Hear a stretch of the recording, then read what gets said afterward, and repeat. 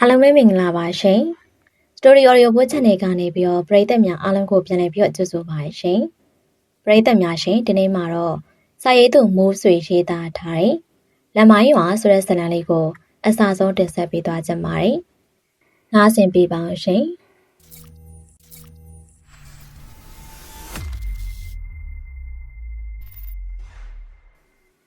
မြန်မာနိုင်ငံထဲမှာရှိနေတဲ့နယ်မြို့လေးတွေကရွာငံလေးတွေတိုင်းမှာတရွာတပုတ်ဆန်ဆိုတဲ့ဇလံလေးတွေပရာလောကဖြစ်ရဆန်းလေးတွေကတော့ရှိတတ်ကြတယ်။အဲ့လိုမျိုးစမ်းကြတဲ့အဖြစ်ပြဲနှောင်းလူတွေကလေးငယ်တွေအထိလက်ဆင့်ကမ်းပြီးအိယာဝင်ပုံမြင်ဆန်းဆန်းကြော်ရိုးယူပြီးပြောစမတ်တွင်လောက်တဲ့666ဖြစ်ရမှန်ဇလံလေးတွေဆိုရလေမနေမနှောပါပဲ။ဒီလိုဇလံလေးတွေကိုဖြစ်ခဲ့ကြုံခဲ့ပူကြတဲ့သူတွေဆိုရလေတချို့အကွယ်လွန်သွားကြသလိုဟိုးရှိလူတွေလည်းဖြစ်နိုင်တယ်။တချို့ကအခုထိတက်ရှိထင်ရှားရှိပြီးလက်စုပ်လက်ကင်တက်သိနေတကွတိတိကျကျပြောပြနိုင်တဲ့အထိရှိနေစေဖြစ်တဲ့ပုဂ္ဂိုလ်နေရာတွေလည်းရှိနေတုံးပဲအဲ့လိုပြောပြနိုင်စေဖြစ်တဲ့ရွာလေးတွေထဲမှာရွာလေးတရွာကတော့အပါဝင်ပေါ့ရွာလေးရဲ့နာမည်ကစန်းနေရလက်မိုင်းရွာတဲ့လက်မိုင်းဆိုရင်ရွာလေးရဒေတာချင်းတွေအရတောဆန်ပြီးတော့လုံးဝနေပါမဖွင့်ပြသေးရဲ့ရွာလေးတရွာပါပဲလက်မိုင်းရွာဆိုတာလေကွင်းမြင့်ကျဲကြီးထဲမှာတည်ထားတဲ့ရွာသေးလေးတစ်ခုပေါ့ရွာနာမည်ကလည်းရွာစတည်ရဲကပေးထိုင်နေမယ်လေရွာလေးရဲ့ထူးခြားချက်တွေကတခုက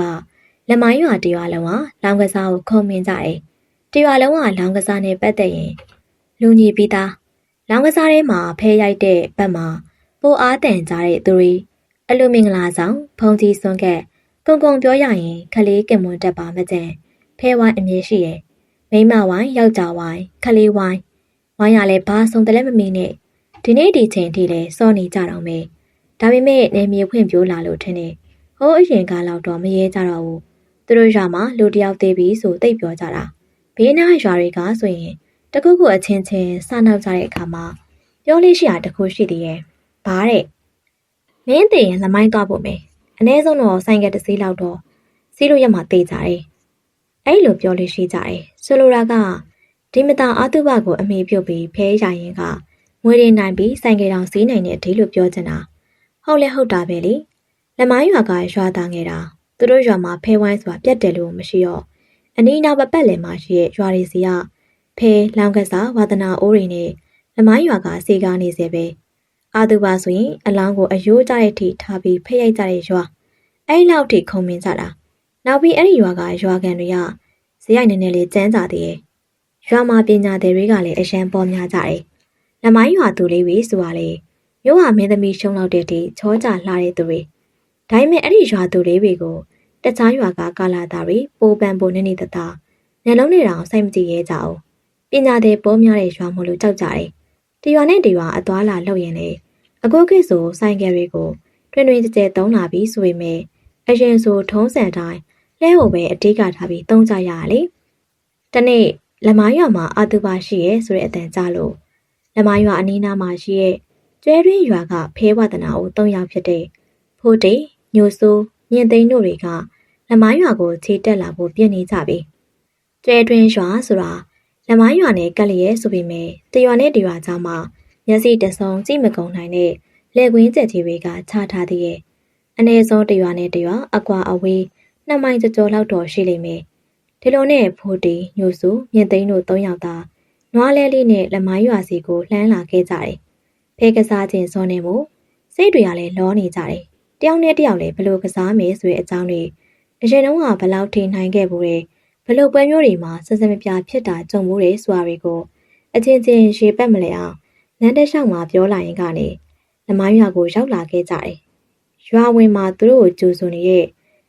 လမ်းဘေးနားကထမ်းမြင်ရှေ့ကြီးတွေနဲ့တဲအိမ်ပူပူလေးတွေကိုရင်ခုန်စွာနဲ့ကြည့်လိုက်ရင်ညှို့စုကဟဲ့ကောင်လေးမင်းတို့အတိဆိုအိမ်ကရွာဘယ်နားလောက်မှာလဲအဲ့လိုမိလိုက်တယ်ညှို့စုမိကိုချက်ချင်းဆွတ်တယ်လို့မြင်သိန်းဟာထပြလိုက်တယ်ဒီလမ်းတိုင်းရှင်းနေနေဆက်သွားလေဟေ့ဟိုမှာတွေ့လားအေးအဲ့ဒီအိမ်ဘေးနားလမ်းတိုင်းဆက်ဝင်လိုက်တအိမ်2အိမ်3အိမ်မြောက်အင်းရှိမှာဒမ်းပင်လေးစိုက်ထားတဲ့အိမ်ပဲကွာအေးအဲ့ဒီအိမ်ရှိမှာရက်လိုက်တော့မြင့်တန်းကညှို့စုမိကိုဖြစ်လိုက်ရင်နွားလဲမောင်းနေတဲ့ဖိုးတေကိုလည်းလမ်းသေးချာညွှန်ပြလိုက်တယ်မြင့်တန်းပြောတဲ့အိမ်ရောက်တော့သူတို့တွေအလှဲပေါ်ကဆင်းလိုက်ကြပြီးအိမ်ထဲကိုဝင်သွားလိုက်ကြတယ် အိမ်ရှင်တွေကဖိုးတီညို့ဆိုမြင့်တန်းတို့ကိုမြင်တော့အာရဝမ်းသာကြိုဆိုပြီးတော့နှုတ်ခွန်းဆက်တာတယ်။အဲ့ဒီခါမှာမြင့်တန်းကအိမ်ရှင်တွေကသူ့သိဆိုတဲ့အရှိလေးတယောက်ကိုစကားလှမ်းပြောလိုက်တယ်။အကြီးလေးကြိုင်ကျုပ်တို့ဒီမှာနာရီတစ်ခုရှိရကြားထားလို့အပြင်းပြေဖဲလာကစားတာပါအကြီးလေး။အဲ့လိုလေပြောလိုက်ရောတစ်ဖက်ကအကြီးလေးကအေးကွယ်ရွာနောက်ဖက်နာကအိမ်မှာရှိရလေစီရမပြောမနေနဲ့ငါတို့ရွာကြောင်လဲနင်းသိတာပဲကဲကိုရော်ရီသွားမယ်ဆိုလည်းမြန်သွားပြီးမြန်ပြန်လာငါတို့တွေနောက်ကျနေရင်မောင်ပြီးတော့ရွာပြန်ခတ်နေမယ်ကွအရေးလေးကြိုင်စကားကြောင့်ဖိုးတေညိုဆိုမြင်သိန်းတို့၃ယောက်သာငွေဆက်ကိုအပြေထည့်လာတဲ့ဘေးတိုင်းလွယ်အိတ်တွေကိုတိုင်းလွယ်လိုက်ရင်သူတို့စီးလာတဲ့နွားတွေကိုကျိုးဖြစ်ပြီးရှေးတိုက်အစာကျွေးလုံရင်အရေးလေးအိမ်မှာတောက်ထောက်ထားတဲ့လှဲလေးကိုပါထားခဲ့လိုက်ပြီးတော့ဖဲဝိုင်းစီကိုအရန်တက်ကြွနေတဲ့ခြေလမ်းတွေနဲ့အတူတူသွားဖို့ပြင်နေကြတော့အိမ်ဝိုင်းထဲကိုဝင်လာလူတယောက်နဲ့စုံပါလျောအဲ့ဒီလူကလည်းမြင့်သိန်းကိုမြင်တာနဲ့ရင်းနေပခုံးကိုဖတ်ထားပြီးစကားတွေပြောရင်ရွာထဲကတနေရာစီကိုဦးတီပြီးခေါ်သွားပါလေရောဟိုနေရာရောက်တော့မှရွာထဲကအရက်ပုံးဆိုင်ဖြစ်နေရကိုသိလိုက်ရတယ်ခေါ်လာတဲ့လူကလည်းမြင့်သိန်းနဲ့ရင်းနှီးတဲ့မိတ်ဆွေတယောက်ဖြစ်နေပြန်တော့ဖိုးတီညို့ဆိုမြင့်သိန်းတို့တွေလည်းအာနာပါနာနဲ့လိုက်ပြီးအရက်တောက်ဖြစ်ခဲ့ကြသေးရဲ့အရက်တောက်ပြီးတော့မှရွာထဲကအာတုပအိမ်ဖဲဝိုင်းစီကိုဦးတီပြီးတော့ထွက်သွားပြကြတယ်။နာရီရင်ရောက်တော့အိမ်တွင်းအိမ်ပြင်မှာလူတွေပြေးရှံနေရကိုမြင်လိုက်ရတယ်။ဖိုးတီညို့ဆိုမြင့်သိန်းတို့တွေလည်းဖဲဝိုင်းတွေကိုလိုက်ကြည့်ပြီးဝိုင်းချောင်တဲ့ဖဲဝိုင်းထဲမှာဝင်ထားလိုက်ကြရင်အိမ်ကနေမရှိရှိရလေးပဲအကုန်တဲလာလေးနဲ့ဝင်ကစားပြကြတယ်။ကန်ကပဲစိုးနေတာလားတော့မသိဘူး။တစ်ချိန်ပြီးတစ်ချိန်ဆက်တိုက်ကို၃ယောက်လုံးရှုံးနေကြရောအရှက်လေးရလေးအရှင်တက်လာတော့ရှုံးလေးပို့ပြီးငွေထိုးလေးနဲ့တိတ်မကြလိုက်ပါဘူး၃ယောက်သာပါသက်များအကုန်ကုန်သွားပါလေရောအလာတုံးကလွေလာတဲ့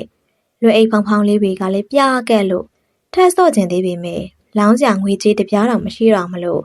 ၃ယောက်လုံးလဲလျှော်ပြီးတော့ထပြန်လာလိုက်ကြတယ်ဒီလက်မိုင်းရွာမှာက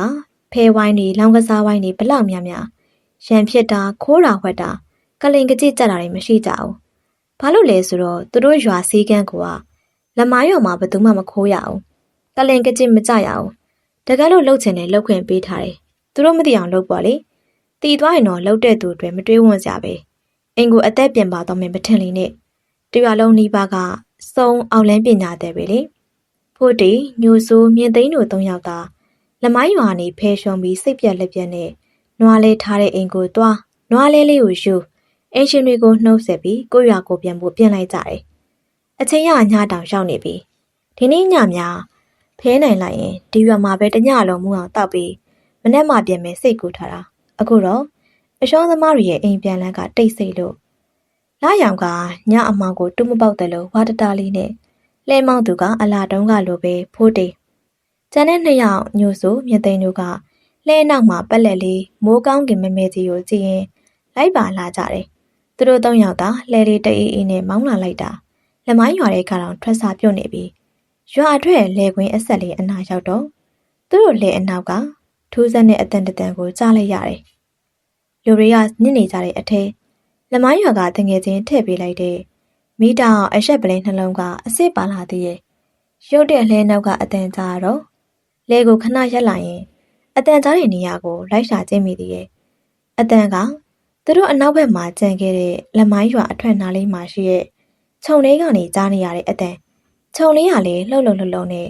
အလုံးခြုံနေရကိုတေချာစိုက်ကြည့်နေပြီးတော့ခြုံထဲကနေဝုန်းဆိုဝက်သေးသေးလေးတကောင်ထွက်လာတာကိုတွေ့လိုက်ရတယ်။လာရောင်မိန်ပြပြဆွေမဲ့ဝက်လေးကိုတော့တဲတဲကွယ်ကွယ်မြင်နိုင်သေးရဲ့။ဝက်ကလေးမလို့သူတို့အာယုံတွေကိုပြန်လွှဲလာရင်ဖိုးတေညို့ဆိုမြင်သိန်းတို့လည်းလဲကိုဆက်မောင်းလိုက်ကြတော့ဝက်လေးကတော့အန်ဒီရီကိုမြင်ပုံမရဘူး။တိတ်ဟီသွားနေတဲ့သူတို့လှဲလေးနောက်ကိုပြေးလိုက်လာတယ်။ဝက်လေးဆိုပေမဲ့ဝက်ပေါက်တကောင်လူအရန်ရင်နေတယ်။ဝက်ပေါက်လေးကအချိန်20လောက်တော့ထွက်မဲ့ပုံရှိရဲ့။ဘယ်သူဘဝပိုင်နဲ့ဝက်မှန်လဲသူတို့မသိဘူး။လူအရန်ရင်နေတာနဲ့သူတို့တွေချော့ခေါ်သွားဖို့ဆုံးဖြတ်လိုက်ကြတယ်။ဟဲ့ကောင်လေးငါတို့ဖဲလဲရှုံးလာတဲ့အတူတူဒီရွာငါတို့နဲ့ထိုက်တန်တာတခုခုတော့ယူသွားတဲ့လို့ငါထင်တယ်။ညို့ဆိုးစကားထဲမှာအတိတ်ပဲတွေပါဝင်မှန်းသိလိုက်ကြတာမလို့ဖိုးတေကဝင်ထားလိုက်တယ်။လူရိတ်လူကလေးကြည့်ရောဒီရွာအကြောင်းမင်းပို့သိပါတယ်မြင့်သိန်းလည်းပန်ဝန်းကျင်ကိုတစ်ချက်ကြည့်လိုက်တော့ လူရှင်းနေရနဲ့လူရင်နေတဲ့ဝက်ပေါက်လေးကိုချုံမော်ပြီးလဲနောက်ကခေါ်လာခဲ့လိုက်တယ်။ဝက်လေးကိုပွေးချပြီးလဲပေါ်တင်တယ်လာလိုက်တာဝက်လေးကလည်းငြိမ်နေရပဲ။ဒီဝက်လေးကအရင်ကလေလဲရီပါရီလိုက်စည်းမှုတဲ့ပုံမျိုးပဲ။တခင်နဲ့လည်းရင်းနေနေတဲ့ပုံပေါ်တယ်။တွေးရလူနောက်ကိုလိုက်ရဲတယ်ဆိုတော့လူမွေးထတော့တေးကြနေပြီ။ဒါပေမဲ့ဖိုးတီညိုဆိုးမြင်သိန်းတို့၃ယောက်လေထွေထွေတူတူစဉ်းစားမနေတော့သူတို့ရွာရောက်လဲကိုမောင်းလာခဲ့လိုက်တယ်။ရွာနာကိုပြန်ရောက်တော့၃ယောက်သာညတွင်ချင်းပဲရွာဆက်နာကအိမ်မှာကင်စာရီတောင်းပြီးဝက်လေးကိုဖော်ပြီးတော့လောက်ကင်ကြတော့တယ်။ကင်လို့လဲပြီးတော့အသားတွေကိုသူတို့စီးလာလဲပေါ်မှာဖက်ခင်းတင်ပြီးရွာရဲကိုဝင်လာခဲ့ကြတယ်။သူတို့ဝက်ကင်ထားတဲ့ဓားရီရင်ရွေးတဲဖို့ဒဲရီပတ်စိန်တွေကိုငှားပြီးရဲ့ရွာဆက်နာကအိမ်အတွက်လည်းဟင်းစားပေးခဲ့ကြသေးရဲ့။ဒါပေမဲ့အဲ့ဒီအိမ်ကတအိမ်လုံးဝက်သားရှောင်ထားတဲ့ကရင်ဆက်တဲ့အိမ်မို့မယူကြဘူး။သူတို့ပစ္စည်းတွေကိုပဲတေချာပြအောင်ပြန်စည်းပေးခဲ့ပါလို့ပြောခဲ့တယ်။ဖိုးတီညိုစုမြင်သိန်းတို့ကလည်းသူတို့ဝက်ကင်ခဲ့တဲ့ပစ္စည်းတွေကိုတေချာပြန်စည်းကြောပြီးတော့ပေးခဲ့လိုက်ကြတယ်။ညက2ချက်တီးလောက်ပဲရှိသေးတယ်။ဝက်ကလည်းအချိန်20လောက်ထွက်တဲ့ဝဲဆိုတော့မကုံတာနဲ့မိသားစုစီမျိုးနီးစပ်အိမ်တွေကိုလိုက်ဝေပေးလိုက်ကြတယ်။ဒီလိုနဲ့ညတညကုံဆုံးသွားခဲ့ပြီးမနက်ခင်းတကူကိုမตาရစီအောင်ပြုတ်လိုက်သူကလမိုင်းရွာကရွာသူမတ်တန်အေးအသက်50ဝန်းကျင်ရှိရဲ့မတ်တန်အေးတယောက်သူမွေးထားတဲ့ဝက်လေးပြောက်လို့တရွာလုံးကိုပတ်တောင်းကျန်ပြီးလိုက်ရှာနေလိုက်တာထောင်းတောင်နေရပဲရှာလဲရှာရင်ပြောလဲပြောရင်ရှိုက်ကြီးတငယ်ငိုနေရှာတယ်အမလေးလေးကျုပ်သမီးလေးကိုကျိုးနေပြီထင်ပါရဲ့ဝက်လေးတွေပေါက်လာတဲ့ကသူတကောင်မဲ့အသက်ရှင်တာနဲ့သားသမီးမရှိရဲ့ကျုပ်မှလေဒီဝက်လေးကိုခလေးတယောက်လိုကျုပ်နိုးတိုက်ပြီးတော့မွေးလာတာပါတော့ခါတိုင်းဆိုသမီးလေးကအချိန်တန်ရင်အိမ်ပြန်လာနေကြပါမနေ့ကတနေ့ကုန်ပြောင်းနေတာဒီမနေ့ထိပြတ်မလာဘူးတေးကြနေပါပြီကျုပ်သမီးလေးတခုခုတော့ဖြစ်ပြီးထင်တယ်တဖြည်းဖြည်းတရွာလုံးလည်းအနှံ့မိပြီးတော့သူ့ဝက်လေးရွာထဲမှာမရှိတော့တာတေးကြပြီဆိုတာသိလိုက်တဲ့အတွက်မတ်တန်ကြီးဒေါသပိုထွက်သွားတယ်မတ်တန်ကြီးဆိုတာရွာထဲမှာဆက်နေကြိုးလိုတောင်အများတက်မဲ့ထားကြတဲ့သူတယောက်မတ်တန်ကြီးနဲ့ပတ်သက်တဲ့အရာမှန်သမျှတရွာလုံးကရှောင်ကြတယ်ကြောက်ကြတယ်အခုတရွာသားတွေကမတ်တန်ကြီးရဲ့ဝက်လေးကိုခိုးသွားတဲ့ကိစ္စဖြစ်ခဲ့ပြီးလက်မိုင်းရွာတရွာလုံးကလည်းဒီတကောင်ပွဲကြီးပွဲကောင်ဆိုပြီးမတ်တန်ကြီးဘလို့တုံ့ပြန်မဲဆိုတာကိုစိတ်ဝင်တစားနဲ့စောင့်ကြည့်နေမိကြတယ်ရက်ပိုင်းလောက်တော့မတ်တန်ကြီးဘာမှလှုပ်ရှားတာမတွေ့ရဘူးပတ်ဝန်းကျင်ကပြန်တီထားကြတာကတော့မတ်တန်ကြီးကစိတ်နာဒေါသကြီးလွန်းလို့ကိုယ်တိုင်လုပ်ရင်ခံရတဲ့သူတိတ်မခံရမှာစိုးလို့ဆိုပြီးသူ့ဟာဆရာကိုပင့်ထားလို့ပြောကြတယ်ဒီသတင်းတွေကလည်းအမှန်ပါပဲရက်ပိုင်းလောက်အကြာမှာမတ်တန်းရဲ့ဆရာဆိုတဲ့သူမတ်တန်းရဲ့စီကိုရောက်လာခဲ့တယ်မတ်တန်းရဲ့ဆရာရုံးနေတဲ့အတော်ကြောက်စရာကောင်းလာပြီညဘက်မှာမြင်လိုက်လို့ကတော့လူလို့ကိုထင်ရစရာမရှိဘူးအတော်လေးဝေးဝေးတနေရာကနေကြွလာတယ်လို့ပြောတဲ့မတ်တန်းရဲ့ဆရာကဟဲ့သမီးအချိန်ခါလဲတင့်ပြီညနေဆောင်နေဝင်ရီတရော့အချိန်ခွက်သမီးဝက်လေးကိုအစာကျွေးနေကြအစာခွက်လေးအဖောက်ပေးစိန်အဲ့လိုဆိုပြီးတောင်းလိုက်တော့မတ်တန်းကြီးကကမ်းပေးလိုက်တယ်ဆက်ပြီးတော့ဆရာကသူ့လက်ထဲကဝက်အစာခွက်လေးကိုခံပြီးဂါရာတွေကိုစက်တာရုံးနေရင်းနဲ့လက်ထဲကနေခွက်ကိုလှုပ်ချလိုက်တယ်ထူးကြတာကခွက်ကလက်ထဲကလွတ်ချလိုက်ပေမဲ့မြေကြီးပေါ်ပြုတ်ကျမသွားပဲလေပေါ်ကိုတက်သွားပြီးတော့ပြန်တက်သွားတယ်ဘလဝေးဝေးသွားတယ်မသိဘူးတစ်ဖက်ရွာဖြစ်တဲ့ကျွဲတွင်းရွာမှာရှိရဲ့ဝက်သားစားမိရဲ့သူရဲ့အိမ်ရှိတွေမှာခုံဆွနဲ့တအိမ်ပြီးတအိမ်အဲ့ဒီခွက်ကအိမ်ရှိတဲ့မှာကျလာပါလေရောကျွဲရင်းရသားတွေလည်းအကုန်အံ့ဩနေတယ်မကြပါဘူးခွက်လေးကြသွားခဲ့တဲ့အိမ်တွေရဲ့ကအိမ်သားတွေထဲမှာမက်တန်အီရဲ့ဝက်လေးအသားကိုတိတိမတိတိစားခဲ့သူတွေအကုန်ချက်ချင်းဝမ်းတွေပြန်လျှော်ပြီးဖိုးတိညိုဆိုးမြင့်သိန်းတို့အပါဝင်တယောက်ပြီးတယောက်နေမကူးခင်မှာပဲတေကုန်ကြတယ်အလောင်းတွေဆိုတာကျွဲတွင်းရွာမှာတန်းစစ်နေရပဲမြင်မကောင်းရှုမကောင်းဖြစ်လို့မြမတွေအချင်းကလေကိုစားရရင်ကိုမိသားစုကိုပါတွေးကျင်ကြတယ်လေအခုတော့အကျွေးကောင်းလို့အလောင်းတွေပုံနေရဲ့အထိပဲစားကောင်းမှန်မသိမစားကောင်းမှန်မသိအလက်ကားရတာလေးမျိုးစားမိရဲ့သူတွေလေဘူးမသိဘာမသိနဲ့ကိစ္စချောကုန်လိုက်တာကျွဲတွင်တရွာလုံးတရက်တန်းနဲ့လုံးပါကုန်ကြတယ်ဝက်ကိုဦးဆောင်ပြီးတက်ခဲ့ကြတဲ့ဖိုးတိန်ညိုဆိုးမြေသိန်းတို့တွေတဲ့မိသားစုလိုက်တေကုန်ကြတယ်ထူးကြတာကသူတို့တဲကညိုဆိုးရဲ့လူမမဲအရွယ်လေးနှစ်သားခလေးလေးတယောက်ပဲအသက်ရှင်နေခလေးရဝက်သားမစားလိုက်လို့ထင်ပါတယ်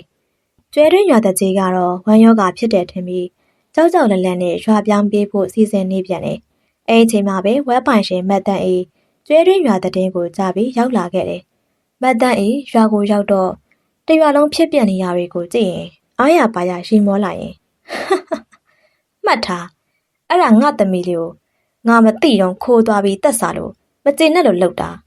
ငါလှုပ်တာကိုမကျေနပ်တဲ့ကောင်ရှင်ငါနဲ့အခုလာရှင်လို့ရတယ်အဲ့လိုပြောလာတယ်မတ်တန်အေးစိန်ခေါ်သွားပေမဲ့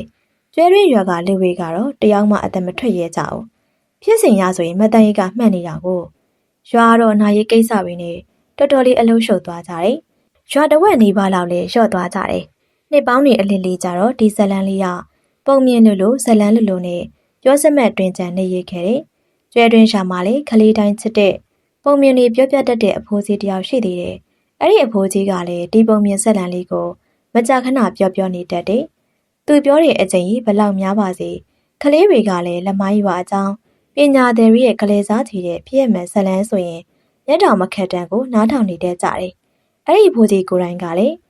ဒီဇလန်းထဲမှာပါဝင်ခဲ့တဲ့တချိန်ကအသက်ရှင်ကျန်ခဲ့သူဦးညိုစိုးရဲ့လေးနှစ်သားအရွယ်ခလေးလေးဆိုတာကိုဒီဖြစ်ရမယ်ဇလန်းလေးကိုနားထောင်နေကြတဲ့သူတွေရောသိပါရဲ့လားရှင်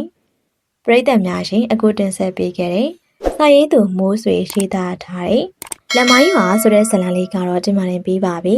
နားဆင်ပေးခဲ့တဲ့ပရိသတ်များအားလုံးကိုကျေးဇူးတင်ပါတယ်ရှင်